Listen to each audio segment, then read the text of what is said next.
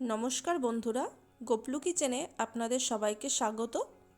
বিয়েবাড়ি কিংবা যে কোনো অনুষ্ঠান বাড়িতে আমরা এই রেসিপিটা প্রায়ই খেয়ে থাকি।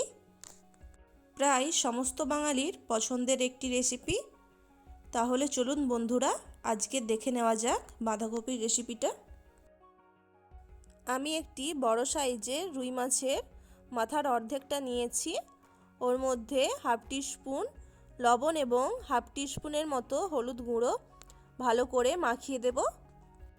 লবণ আর হলুদ গুঁড়ো ভালো করে মাখিয়ে দিয়ে 5 থেকে 10 মিনিটের জন্য রেখে দেব। এবার কড়াইতে পরিমাণ মতো সর্ষের তেল দিয়ে দেব। তেলটা খুব ভালো করে গরম হয়ে গেলে ওর মধ্যে মাছের মাথাটা দিয়ে দেব। খুব ভালো করে মাছের মাথা দুদিকটাই ভেজে নেব। একদিক ভাজা হয়ে গেলে অপর দিকটা উল্টে ভেজে নেব। মাছের মাথাটা ভাজা হয়ে গেছে। এবার একটি পাত্রে তেল থেকে ছেঁকে তুলে নেব। বাঁধাকপিতে দেওয়ার জন্য আমি একটি শুকনো মশলা তৈরি করে নেব, যার মধ্যে দিয়েছি হাফ টিস্পুন গোটা ধনিয়া, হাফ টিস্পুন গোটা জিরে, দুটো শুকনো লঙ্কা, দুটো ছোট এলাচ এবং একটা ছোট টুকরো দারচিনি। এবার সমস্ত মশলাকে 3 থেকে 4 মিনিটের জন্য ড্রাই রোস্ট করে নেব। মশলাগুলো ভাজা হয়ে গেলে এবার ঠান্ডা করে গুঁড়ো করে নেব। এবার তরকারিটা বানানোর জন্য মাছ ভাজার যে তেল ছিল ওরই মধ্যে ফোড়নে দিয়ে দিলাম হাফ টিস্পুন গোটা জিরে।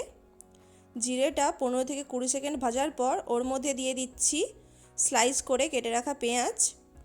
পেঁয়াজটা 1 থেকে 2 মিনিট ভেজে নেওয়ার পরই ওর মধ্যে টুকরো করে কেটে রাখা আলু দিয়ে দেব।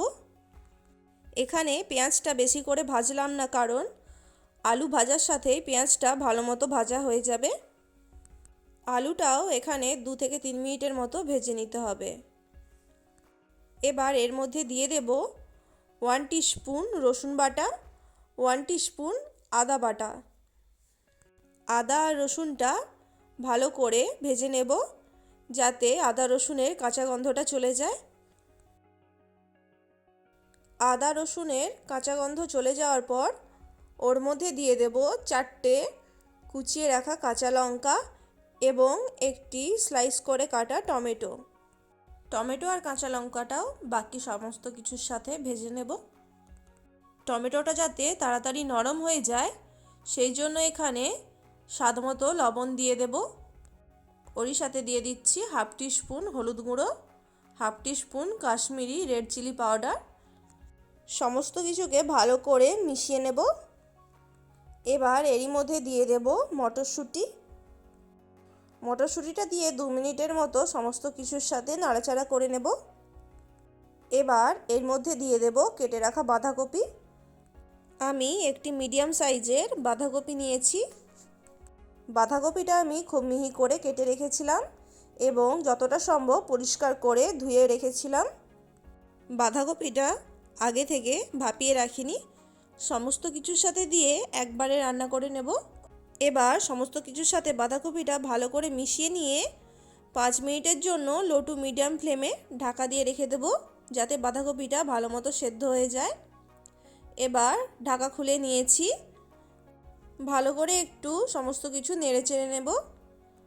বাঁধাকপিটা অনেকটাই নরম হয়ে গেছে আর আলু এবং মটরশুঁটি প্রায় সেদ্ধ হয়ে গেছে।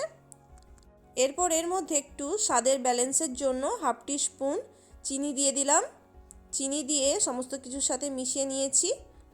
এবার ওরই মধ্যে ভেজে রাখা মাছের মাথাটা দিয়ে দিলাম। মাছের মাথাটা এরকম খুন্তি দিয়ে একটু ভেঙে দেব, যাতে সমস্ত তরকারির মধ্যে মাছের মাথাটা ভালো মতো ছড়িয়ে যায়। এবার মাছের মাথাটা ভেঙে দিয়ে সমস্ত সবজির সাথে ভালো মতো মিশিয়ে দিচ্ছি। আচ্ছা, একটা কথা বলে রাখি, আমি কিন্তু এই তরকারিটা বানানোর জন্য একটুও জল ব্যবহার করলাম না।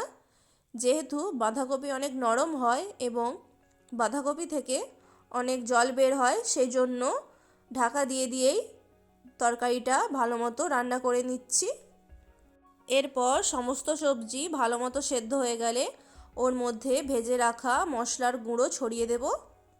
মশলার গুঁড়ো ছড়িয়ে দিয়ে ভালো করে সমস্ত কিছুর সাথে মিশিয়ে দেব। এখানে আমি 1 টিস্পুনের মতো মশলার গুঁড়ো দিলাম। এবার বাঁধাকপির তরকারিটা প্রায় তৈরি হয়ে গেছে। সবশেষে একটু ধনেপাতা কুচি ছড়িয়ে দেব। শেষবারের মতো সমস্ত কিছুর সাথে ভালো করে মিশিয়ে দিচ্ছি। দেখুন বন্ধুরা, আজকের আমার বাঁধাকপির তরকারি সম্পূর্ণ তৈরি হয়ে গেল।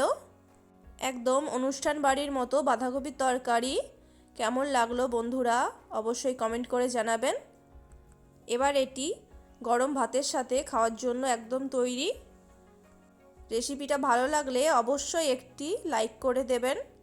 আর আমার চ্যানেলে নতুন বন্ধু হয়ে থাকলে প্লিজ চ্যানেলটিকে সাবস্ক্রাইব করে পাশে থাকা বেল আইকনটি প্রেস করে দেবেন। ভালো থাকবেন, সুস্থ থাকবেন। রেসিপিটা সম্পূর্ণ দেখার জন্য অসংখ্য ধন্যবাদ।